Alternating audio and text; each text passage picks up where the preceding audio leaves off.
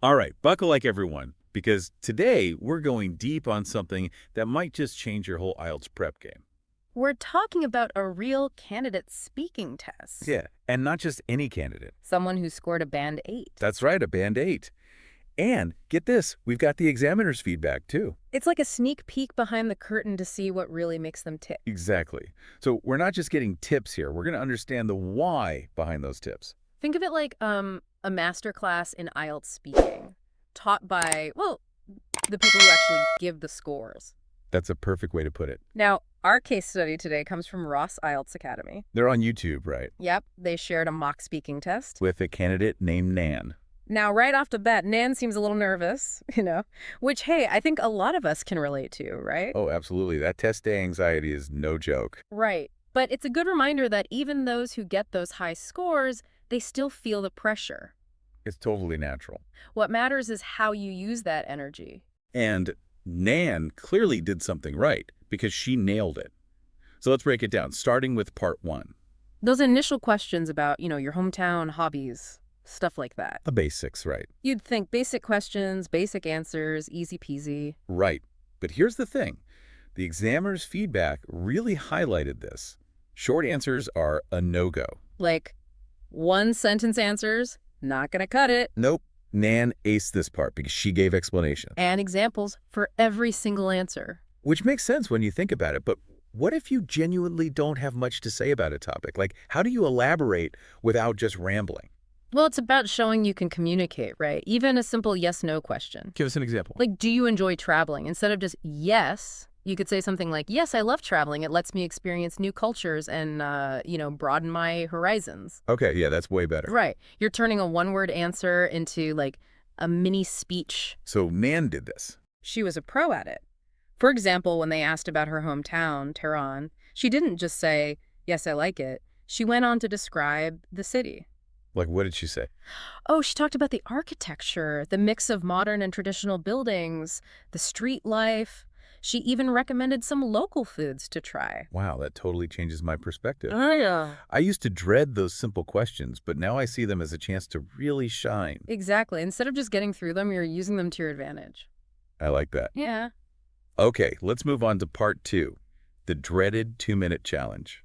Where you have to talk for, 2 minutes straight. On a given topic, yeah, I remember this section being pretty nerve-wracking. It's a real test of your ability to think on your feet and deliver a structured talk. So what was Nan's topic? She had to describe a useful piece of equipment at home, something other than a computer. Oh, interesting. And she did this brilliantly. She talked about her cell phone, how it's essential for both work and her personal life. She even shared a little story about, feeling lost when her phone broke. That's smart. It makes it more personal, relatable. Right. Those little details help the examiner connect with you. But what really impressed them was that Nan covered all the bullet points on the cue card.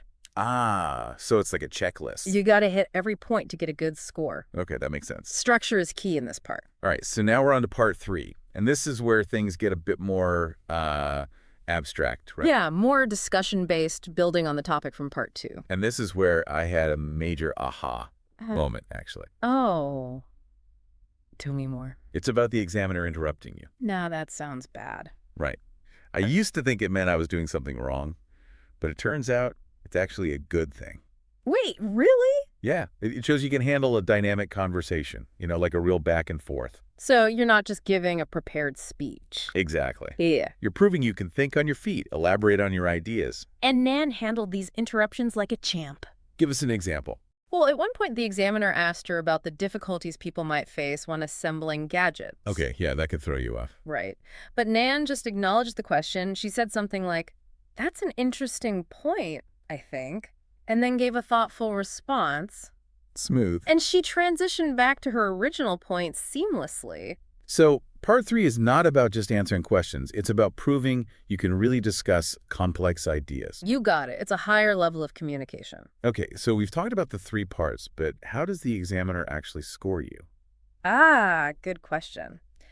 There are 4 main criteria they look at, and we're going to break each of them down, using Nan's performance as our guide. Awesome. So first up, what is it? Fluency and coherence. Basically, how smoothly and logically your ideas flow. So Those connecting words and phrases we talked about earlier, those are important here. You bet. They're like the glue that holds your speech together. And Nan scored a band 8 for this. Which tells you a lot about her ability to connect her thoughts. The examiner even specifically praised her for using a wide range of connecting words. Like what? Well, they mentioned words like furthermore, as a result, in order to... I see. So it's not just about knowing a bunch of fancy words. It's about using them strategically to, like, guide the listener through your ideas. Exactly. It's about creating a natural flow to your speech, even if you pause sometimes. Pauses are okay. It's natural to take a moment to gather your thoughts. Everyone does it. Okay. That's good to know. I always worried about sounding too hesitant, but now I see it's just part of being a fluent speaker. Exactly. It's about sounding natural, not robotic. This is really helpful. So next up we have Lexical resource. It's just the fancy IELTS term for vocabulary. vocabulary. Okay, this is probably where a lot of people get nervous. But remember, it's not just about using big, complicated words. It's about using the right words. In the right way, yeah. And Nan aced this too. She got a band 8. She was impressive. First off, she used topic-specific vocabulary naturally. Like when she was talking about her phone. Exactly. She used phrases like running classes virtually, fixing appointments. It showed she had a strong command of vocabulary related to, well, technology. But isn't there a risk of sounding too rehearsed if you focus too much on using specific vocabulary? That's a great question, and it's a valid concern. You don't want to sound like you're, just reciting a list of words. It's like a robot. Exactly. It's got to be natural. And Nan achieved that by using collocations effectively. Okay, collocations. I've heard that word, but I'm not sure I fully understand it. Think of it this way. Collocations are words that naturally go together. Can you give us an example? Sure, like make a decision or take a break. These are phrases that native speakers use all the time without even thinking about it. Oh, I see. So using collocations correctly makes your speech sound more natural and fluent. Exactly. It shows you have a deeper understanding of how words work together in English. Which is something the examiner will definitely notice. Oh, absolutely. For example, when Nan was talking about her broken phone, she used the phrase crack down. That's a natural and idiomatic way to describe something breaking under pressure. I get it. So it's not just about using big words, it's about using the right words together. That's the key. And Nan also impressed the examiner with her paraphrasing skills. Paraphrasing, that sounds tough. It's basically just rewording things. Like instead of repeating the examiner's question word for word. Exactly. Nan would use synonyms to rephrase the question, which showed she really understood what was being asked. Okay, can you give us an example of this? Sure. So instead of just saying give, Nan used the word provide when talking about schools offering facilities. So she's showing off her vocabulary range and her understanding of the question all at the same time. Exactly. It's a win-win. Okay, wow. I'm starting to see how all these little things add up to create a really strong performance. It's like building a house.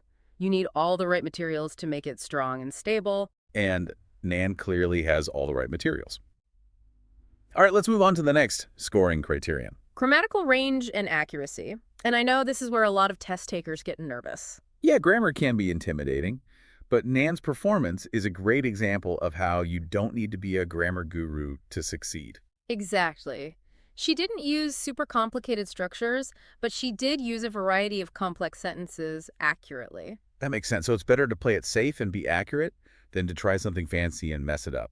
The examiner actually commented on this, saying that error-free complex sentences are better than risky advanced grammar. Okay, so quality over quantity when it comes to grammar. Exactly. For example, Nan used a subordinate clause correctly when she said, "If I don't have it, I won't be able to run my classes." It's a grammatically sound sentence, but it's not overly complicated. I see. So it's about showing you can use different sentence structures, but without making any mistakes. You got it. It's about control and accuracy. This is such a relief to hear. I think a lot of people get intimidated by the grammar part of the test, but it sounds like the focus is more on clarity and correctness. Exactly. And finally, we have pronunciation. Uh-oh. This is the one I always get nervous about. I have a bit of an accent, and I always worry that it will affect my score. You and everyone else. But listen to this. Nan aced this one too, and the examiner specifically said that her accent didn't hold her back. Really? Yep. What matters is clarity and how you use pronunciation features to make your meaning clear. So it's not about erasing your accent. It's about making sure you're understandable. Exactly. The examiner praised Nan for her comfortable pace. Meaning she didn't speak too fast or too slow. Right, and her clear enunciation. So she articulated her words well. Yep, and she used sentence stress and word stress effectively. That's where the music of the language comes in, right? Yeah. Like knowing which words to emphasize. You got it. It's like conducting an orchestra. You're guiding the listener with your voice. And Nan nailed it. It's amazing to see how all these different aspects of language come together to create a successful performance. It's like a symphony, you know? All the instruments working together in harmony. And Nan is the conductor, leading the orchestra to a standing ovation. That's a great way to put it. So we've covered a lot here, but we're just getting started. There's more. Oh yeah, we're going to delve even deeper into Nan's performance. Awesome. I can't wait to hear more. So stay tuned. We'll be back after a short break. With more insights and tips to help you ace the IELTS speaking test. Don't go anywhere. Welcome back, everyone, to our deep dive into Nan's Band 8 speaking test. I'm already feeling more confident just hearing about our strategies. I know, right? It's like getting a sneak peek into the mind of a successful candidate. All right, before we go too far, let's get back to the scoring criteria. Right, where were we? Yes, lexical resource. Which is just a fancy way of saying vocabulary. Exactly. And remember, it's not about using the biggest words you can find. It's about using the right words. In the right way, absolutely. And you mentioned paraphrasing earlier, how Nan was so good at it. Yeah, could you give us some example? I really struggle with that. Sure. So let's say the examiner asks, do you think schools should provide more facilities for sports? Nan wouldn't just repeat that back. She'd rephrase it. Yep, she might say something like, it's debatable whether educational institutions should offer more resources for athletic activities. Wow, that sounds so much more sophisticated. Right. She's using synonyms and slightly changing the sentence structure. It shows she really understands the question. And it demonstrates a wider range of vocabulary, which the examiner loves. Okay, paraphrasing, got it. Now, what about grammar? That's always a big one for me. Grammatical range and accuracy, yeah, it can be a bit scary, but Nan's performance shows you don't need to be a grammar whiz. So she didn't use super complicated sentences. Not really, but she used a variety of complex sentences accurately. And the examiner commented on that, right? Yeah. They said it's better to use error-free complex sentences than to try risky grammar that you're not sure about. So it's better to play it safe. Basically, yeah. Like Nan used a subordinate clause when she said, although it can be distracting at times, I find my cell phone to be an indispensable tool for staying connected. Okay, that's a good example. It's complex, but not overly complicated. Exactly. And she used it perfectly. I think a lot of people, myself included, get too caught up in trying to use really advanced grammar. But maybe that's not the best strategy. Keep it simple, keep it accurate. That's the key takeaway here. Okay, grammar check. Now, pronunciation. This is the one that really makes me nervous. I hear you. But remember what we said earlier, Nan has an accent too. Yeah, but the examiner said it didn't affect her score. Not one bit. What they care about is clarity. And using pronunciation to make your meaning clear. Right. They specifically mentioned Nan's pace. So she didn't rush or speak too slowly. She found that sweet spot, that natural rhythm. Makes sense. When you're nervous, it's easy to speed up or, like, talk really slowly. And her enunciation was great too. She articulated her words clearly. I need to work on that. I tend to mumble sometimes, especially when I'm nervous. Practice makes perfect. And don't forget about sentence stress and word stress. Oh yeah, that's important too, knowing which words to emphasize. It adds to the natural flow of your speech, like music. And Nan used this really well. She did. The examiner even commented on it. Wow, it's amazing to see how all these little things like pace, enunciation, stress, they all add up. They create a polished performance. Exactly. Okay, I think we've covered the scoring criteria pretty well. We have, but there's more to the IELTS speaking test than just these 4 areas. Oh, right, like the structure of the test itself. Exactly. Knowing how the test is structured can help you feel more prepared and confident on test day. I remember feeling overwhelmed when I first learned about the 3 parts. It can seem like a lot, but it's not that complicated once you break it down. Okay, so part 1, that's the getting to know you part, right? Exactly. It usually lasts about 4 or 5 minutes. And they ask general questions. About familiar topics, things like your hometown, hobbies, work or studies, daily routines. So it's a chance for the examiner to get a sense of your basic fluency. And your ability to communicate about everyday things. I think it's important to just relax in this part. Be yourself. Don't overthink it. The questions are designed to be pretty straightforward. I used to worry about being asked some super difficult question right off the bat. But that's not really the point of part one. It's more about getting comfortable. Establishing a rapport with the examiner. Exactly. Now, part two, that's often considered the most challenging part. The dreaded 2-minute talk. You get a topic card with a prompt and some bullet points, You have 1 minute to prepare. and then you speak for 2 minutes nonstop.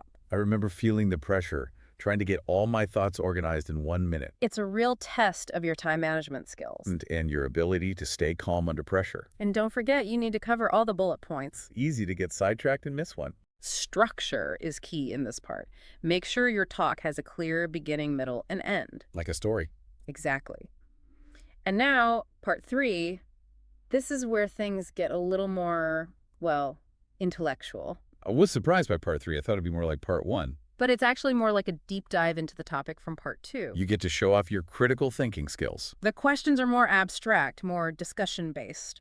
You might be asked to compare and contrast different viewpoints, to discuss the causes and effects of something. Or to offer solutions to a problem. It definitely requires you to think on your feet. But it's also a chance to really shine, to show the examiner that you can handle complex ideas. And it's okay to say, I don't know, right? Ugh. If you're not sure about something. Of course. The examiner wants to see how you think, not just whether you have all the answers. So don't be afraid to pause, to think things through. And to ask for clarification if you need it. Okay, that's good to know. So we talked about the 3 parts of the test. Any tips for each part? Yeah, I was wondering if you had any advice, like specific things we can do to prepare. Absolutely. For part one, the key is to relax, be yourself, don't try to memorize answers. Just be natural and engage with the examiner. Right, let your personality shine through. For part 2, practice is key, right? Oh yeah, pick different topics and practice speaking for 2 minutes straight. Make sure you cover all the bullet points. And use those connecting words to create a smooth flow. And for part 3, be prepared to think critically. Read widely on different topics so you have something to say. Practice expressing your opinions and supporting your arguments. It's about showing the examiner that you're a well-rounded communicator. Now, I know a lot of people get nervous about the speaking test. It's totally normal. Even Nan admitted to feeling nervous at the beginning. It's a high-pressure situation. But remember, the examiner's not there to judge you. They're there to assess your English skills. And they want you to do well. So try to relax and view it as an opportunity to show off your skills. Practice is also key for reducing anxiety. The more you practice, the more confident you'll feel. And don't be afraid to seek feedback from others. A fresh perspective can be really helpful. All right, so we've talked about the structure of the test, the scoring criteria, and how to deal with nerves. Now let's move on to another interesting aspect of Nan's performance.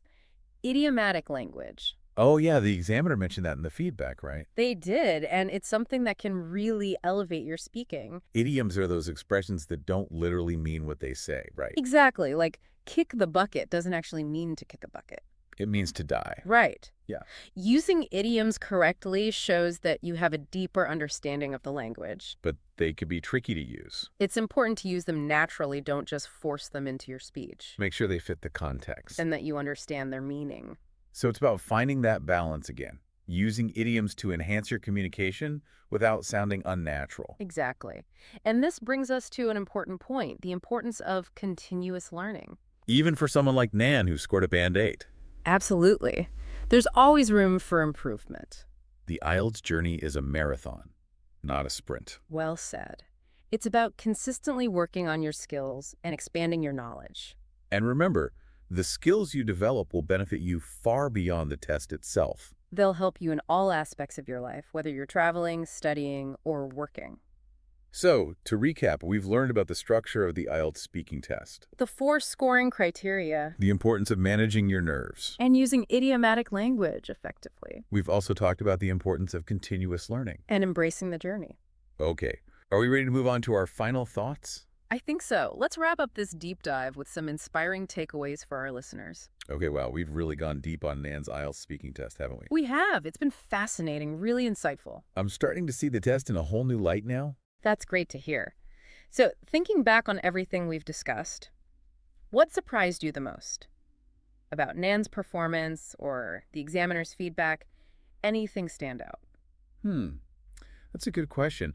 I think Honestly, it was those little details, Like what? like the collocations, the paraphrasing, even just those little connecting words. I never realized how important they are. Those subtle nuances. Yeah, I always thought those were just minor things, but now I see how they add up to make your speaking sound more natural and fluent. They show a deeper understanding of the language. Exactly. And another thing that really struck me was how Nan's accent didn't affect her score at all. It's a good reminder that you don't need to sound like a native speaker to get a high score, Right. What matters is being clear and understandable. and being able to communicate your ideas effectively. Exactly. So, to all our listeners out there who might be feeling a bit intimidated by the IELTS speaking test, remember, hmm you don't have to be perfect. You don't need a native-like accent. You don't need to use super complicated grammar. Just focus on communicating clearly and confidently, And use those strategies we talked about, those little details that can make a big difference. like those connecting words and phrases. Practice paraphrasing, work on your pronunciation. And most importantly, don't be afraid to be yourself. Let your personality shine through. Absolutely. The IELTS journey can be tough, but it's also incredibly rewarding. Think of it as an investment in yourself. The skills you develop will benefit you in so many ways. Whether you're traveling, studying, working. English is a global language, and being able to communicate effectively in English opens up a world of possibilities. So keep practicing, keep learning, and most importantly, keep believing in yourself. We're so excited to see what you achieve on your IELTS journey. And remember, we're always here to support you with more deep dives and insightful tips. That's right. Until next time, happy studying and best of luck on your IELTS adventure.